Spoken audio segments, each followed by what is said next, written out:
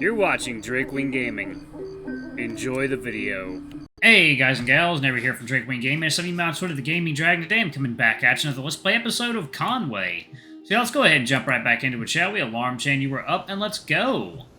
With a polite bow, he makes his way unsteadily down the ladder to the main deck. He's careful, putting one foot in front of the other. But at least he no longer seems like he needs to spend every moment bent over the railing. Like most of those you've met before, he seems like an interesting fellow with a bit of a character. You find yourself liking him, despite his slight awkwardness. There's not much space aboard the Conway, so you expect to see more of the painted dog.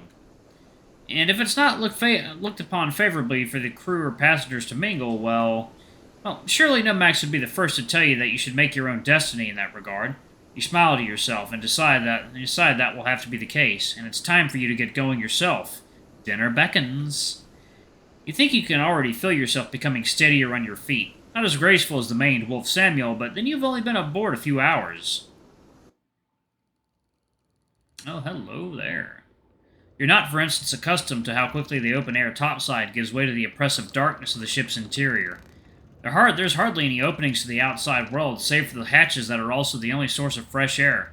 Fortunately for the moment, the dominant smell is that of fresh cooking. It's thick in the air, and you already know it will be delicious. Of course, first you have to find where it is. The last of the day's light flickers through scanty windows, sending faint beams through rising steam and motes of dust. Beneath it are the shifting, dim forms of your fellow crew. The end of the room marks the door of the officers' quarters. You can see Arthur in conversation with some feline, a cheetah you haven't seen before. It's not your world anyway. You belong here, in the milieu of the other working men on the Conway. Later, the common areas is where the crew will set up their hammocks, if you understand correctly. For now, wooden crates have been set up as tables. Sailors are already occupying them, sitting, eating, playing cards, savoring the respite from the shifts to follow. On one side, tucked away in a corner by himself, Wolf has found a relatively quiet spot. You sense it's difficult, indeed, to truly be alone with your thoughts on a ship of this size. Elsewhere, Samuel and Julian have found a place for themselves, apparently without having to come to further blows. A few other sailors are sitting with them. You duck under a heavy beam, congratulating yourself for not discovering the sturdy wooden brace with your forehead. And now, sailor that you are, comes the most important choice of your first day. With whom do you end it? Who do you want to seek out for dinner? Ooh, yes. Oh, hello there. First, though, you need to grab your share of today's dinner. The ship's cook has prepared salmon, just like Samuel said. A rather generous slice of it at that. It looks absolutely mouth-watering. The cook, Bandile, has even made sure to garnish it for every crew member so that it really looks the part. Thank you so much, Bandile. The hare looks up from his work as if surprised to be greeted that way. Have we met? You look new here. I just reported aboard today, that's right. My name's James. And you know mine already, eh? I hope the rumors haven't been too bad. No, far from it. Sam has been talking up your cooking, I couldn't wait. His friendly smile widens to a good-natured grin. Oh, has he now? Well, I think you've just ensured Samuel will have a little extra care put into his next meal. He must be up on deck again. No, he's just over there, actually. I was planning on sitting down with him in a second.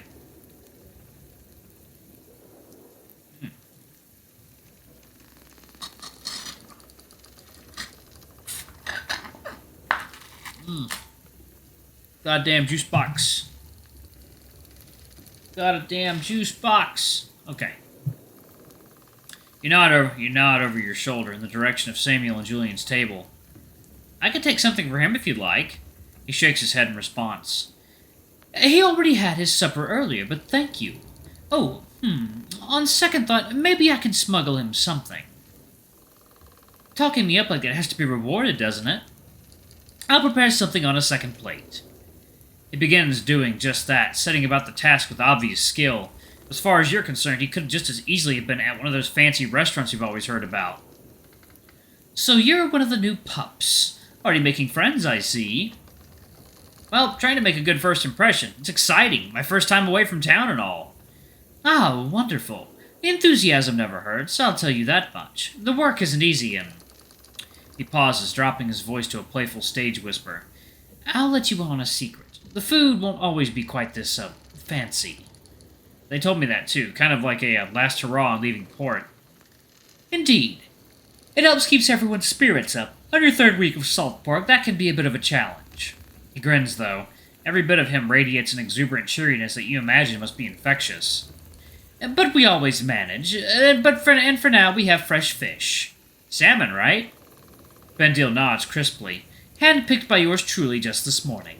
What are the advantages of being in port? Seeing new things, taking in the flesh pots. That's pleasant enough. But a market, fresh food and spices, and the trust of the purser to spend his coin, of course. This is from, right down the street from the harbor. He pauses and rubs at his temple, struggling to remember the details. You can't help noticing that he keeps the fingers he's been using away from his fur. It's a subtle touch.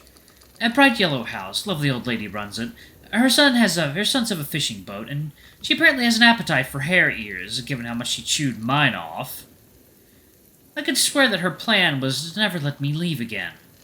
He briefly stops to rub his temples and look over at you as if to interject into his own sentence. Lovely stories, mind you. Oh, from Grundred's store? Yeah, she's a... You don't get out the word treasure before the hare cuts you off excitedly. Gundred, that's right! His excitement is definitely contagious, you decide. It's like,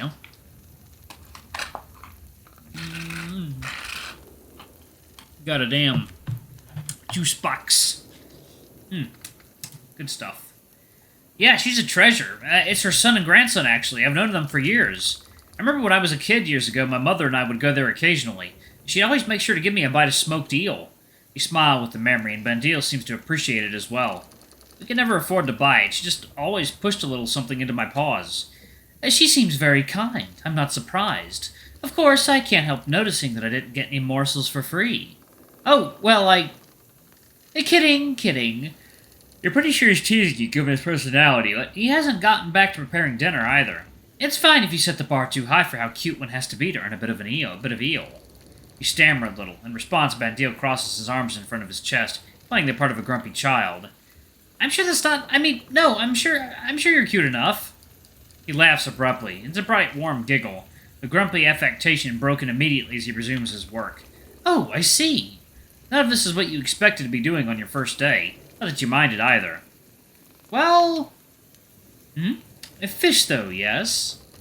Changing the subject, he grabs one of the plates. The sizzling in the skillet intensifies briefly as he pushes the fork into a piece of salmon, setting it on the plate with a flourish. Next, he adds a few stalks of asparagus, and then pours a cream-colored sauce over it, thick enough that it only begins to run when the salmon warms it up. Fish, yes? What's the sauce? Lemon and dill. Nothing fancy, but it's a favorite of the crew when we leave port. Something of a tradition. I'm sure you'll love it. He smiles as he adds a decorative slice of lemon on top of the fish, rounding it all off with a sprinkling of fresh herbs and a generously sized piece of bread. I'm sure I will, too. It looks absolutely... I've never seen anything like it. It's not much of an exaggeration, even. You take the plate when he hands it over to you, unable to keep it from licking your lips with anticipation. He prepares the second plate. The slice of salmon is much smaller, and it's missing an asparagus, but the extra food is extra food. It won't always be like this, as I said, but for now you dine like kings, or at least... He leans closer, giving you a conspiratorial wink as he hands the plate to you. You doubt Samuel is going to complain. Like servants who have the king's favor. There's a sudden discontented growl from behind you, and you suddenly realize you're not the only person in line. Did Gondred or whatever teach you anything about fish? Bandile, or just how to yammer on like a fishwife? How do you respond? I'm just rolling up the line. You realize that, of course, you're hardly the only person waiting for their food. Oh, sorry, I'm new. I'm just getting caught up in all the excitement. Not being worked hard enough, you mean, if you've time for gossip. Your food will be just as carefully prepared and just as fresh. He does seem to be chiding the sailor for his brusqueness, but even as he reassures him. And I should get to preparing it for before a brawl breaks out, I suppose. It was very nice meeting you, James. Right, of course, don't let me keep you. It was nice meeting you, too. With 2 plates, you have to be careful not to spill sauce everywhere as the ship rocks beneath you. But you nod your thanks to the hare as best you can. And give Samuel my regards. Alright. 1 second, y'all. Water time. Alright, guys and gals, and we are back. Okay. As you head off, he turns his attention to the curt man behind you. Despite it all, you can tell his upbeat demeanor isn't simply reserved for newcomers. It seems to have won the hungry sailor over, too. Balancing 2 plates as carefully as you can against the rocking of the ship, trying not to spill any sauce, you head off. Behind you, you can hear the conversation continuing. Bandile is back to his upbeat self, a demeanor which he must not reserve for newcomers. I mean, it just says that. Oh, okay, I guess that was a... I think I may have found a bit of an issue. Like, it just repeats the same thing basically twice. It seems to have won the hungry sailor over, too. He's not even grumbling by the time they fade out of earshot with the buzz of other conversations around you. With the meals in hand, you make your way over to the small table where Samuel and Julian are sitting. Along with 2 other people, okay. They've been joined by 2 other sailors you don't recognize, a falcon and a lynx by the looks of it. And 2, eh? Someone learns to start flirting with Bandile early. We're to be married when we reach harbor. He says I have the hands of a surgeon. The maned wolf regards you skeptically. Chatting with Bandile has put you in a teasing mood. You let your serious expression drop, only dragging Samuel along for a few seconds. It's for you, actually. Your gushing review of his fine establishment earned you a bit extra. Here. You hand the plate over to him before you need to maneuver your way towards a seat. He can hardly contain his excitement at getting another turn at the salmon. Well now, maybe it's not off to such a bad start then, is it? You'll see what I mean. Of course, first you had to find a place to sit. Next to him. Yeah, give me some of that, boy. Yeah, boy. Looks like Samuel seems to have found a less crowded solution, and while you have his attention, you indicate the barrel he's sitting on. Mind if I come over here? He looks at you, and then down at the barrel, and then back up to you. Finally, with a shrug, he scoots to the side. You're welcome to try, anyhow. There's enough room to fit barely. The rest of the group is sitting at a rather makeshift table, just a plank propped up on top of another smaller barrel. You notice how the others have to avoid putting any weight on it, lest they topple the whole affair. Of course, sitting on a barrel that the lanky Samuel finds comfortable, you're too high up to make use of the table anyway. Just as you're about to take your first bite, Samuel interrupts you by elbowing you on the side. You manage to avoid spilling any of the salmon, thankfully. Hey, what was that for? I think there's been a mistake. What? A mistake? About what? He nods his head towards your plate, indicating it with his muzzle and a toothy grin. That plate! I think you have mine. We can swap. He's not the only one with teeth. You give him a scowl you figure the wolf would be proud of. Don't you even think about it. You've been talking it up all day, and I'm not about to let you keep me from it. The maned wolf looks you up and down. No? You narrow your eyes right at him. Just try me. A laugh goes through the group at your hard-fought defense of the salmon. Samuel grins and relents. Well, it's worth a shot. That's the other new boy, Sam. That he is. Clambered aboard from the port this morning. He's, oh, bloody hell. He's James. He gives a snap of his fingers and points to you, as if the thought had occurred to him at the same time.